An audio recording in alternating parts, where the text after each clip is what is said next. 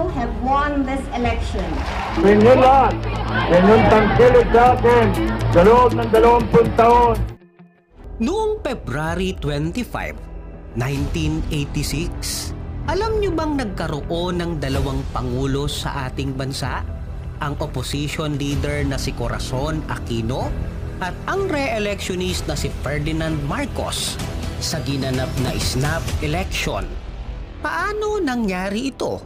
Sino ba talaga ang totoong nanalo? At ano ang kasaysayan sa likod ng People Power Revolution noong 1986? Yan ang ating aalamin. Bago mangyari ang EDSA Revolution, ang ating bansa ay nasa ilalim ng pamamahalang mahigpit ang pagpapairal ng saligang batas sa buong bansa na pinamumunuan ni Ferdinand Marcos. Samantalang ang ginawa noong 1986 ng mga Pilipino na isang malawakang revolusyon ay masasabing isang hakbang tungo sa demokrasya o democratic government. Ang demokrasya ay mula sa salitang Griego na demos, na ang kahulugan ay tao, at kratos, na ang ibig sabihin ay kapangyarihan o ang kapangyarihan ng isang bansa ay nagmumula sa mamamayan o mga tao. Kaya nga tinawag din ang EDSA 1 na People Power Revolution. Sa pagbabalik tanaw sa ating kasaysayan, ang EDSA Revolution ay nagsimula noong February 22, 1986 nang sina dating AFP Vice Chief of Staff at dating Pangulo na si Fidel P. Ramos at dating National Defense Secretary na si Juan Ponce Enrile ay nagkaisang kumalas kay dating Pangulong Ferdinand Marcos. Nagugat ang nasabing revolusyon sa serye ng mga kilos protesta ng mga tao laban sa pamumuno ng rehimeng Marcos. Maraming mga tao ang nakilahok dito, mga sibilyan, militar, at mga tao ng simbahang Katoliko tulad ni Jaime Cardinalsin at mga madre. Nagdulot ito ng pagkatigil ng pamamahala ni dating Pangulong Ferdinand Marcos at ang paghalili ni Corazon Aquino sa pwestong nilisan ni Marcos. Naganap ang makasaysayang people power sa EDSA, isang mahaba at mahalagang daan sa Kamaynilaan. Sa ginawa ni Ramos at Enrile, matindi ang pangamba ng sambayanang Pilipino sa maaaring mangyari sa Pilipinas at sa panawagan ni Jaime Cardinalsin sa radyo at telebisyon. Dumagsa sa EDSA ang maraming mga tao at mga sektor ng lipunang Pilipino. Walang nagawa ang mga tangke at baril ng mga sundalo sa napakaraming tao na nagprotesta noon.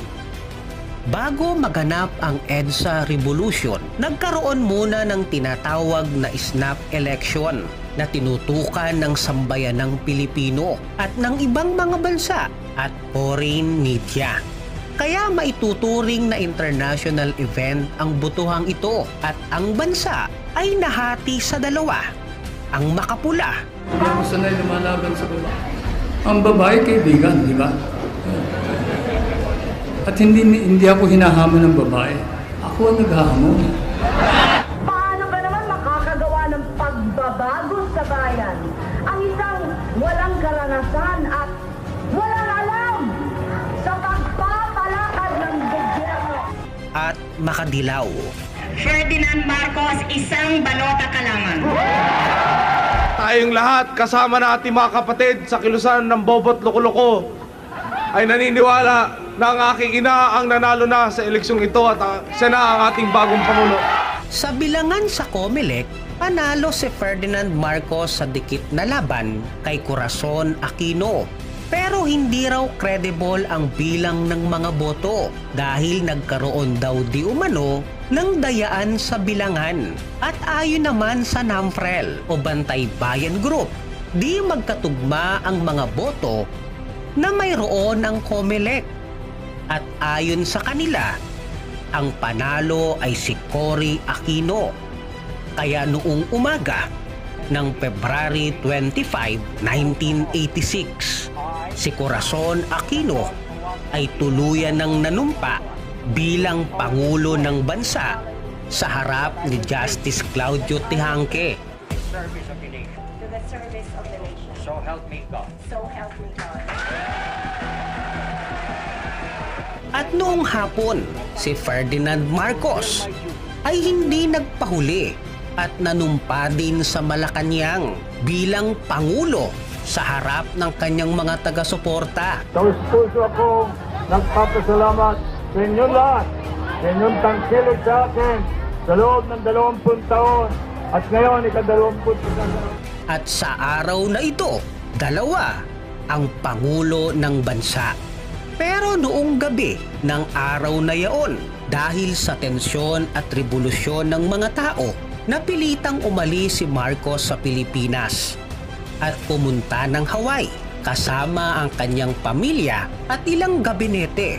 Doon na rin pumanaw si Ferdinand Marcos dahil sa kanyang sakit at naibalik ang kanyang bangkay sa Pilipinas makalipas ang ilang taon. Inilagak ang labi nito sa isang refrigerated crypt sa Ilocos Norte. Bumilang din ng taon bago na ilibing sa libingan ng mga bayani na may basbas mula sa rehimeng Duterte.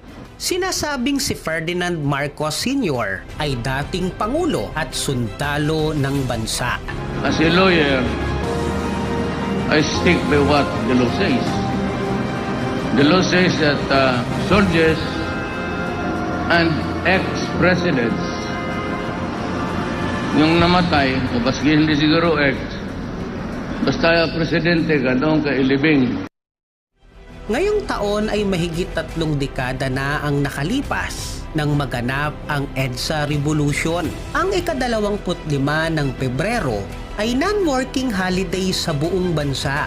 Marami pa rin sa ating mga kababayan na may iba't ibang pananaw sa EDSA Revolution na para sa iba, ito ang dahilan kaya mahirap tayo ngayon. Sa iba naman, ito ang naging daan sa pagkamit ng kalayaan ng bansa. Ngunit anuman ang kanilang maging pananaw, hindi dapat makalimutan ang isang mahalagang kasaysayan na naghatid ng aral sa ating mga Pilipino. Kaya sa darating na halalan, maging matalino sa pagboto dahil hindi basta-basta ang inilalagay natin sa pinakamataas na pwesto sa ating bansa.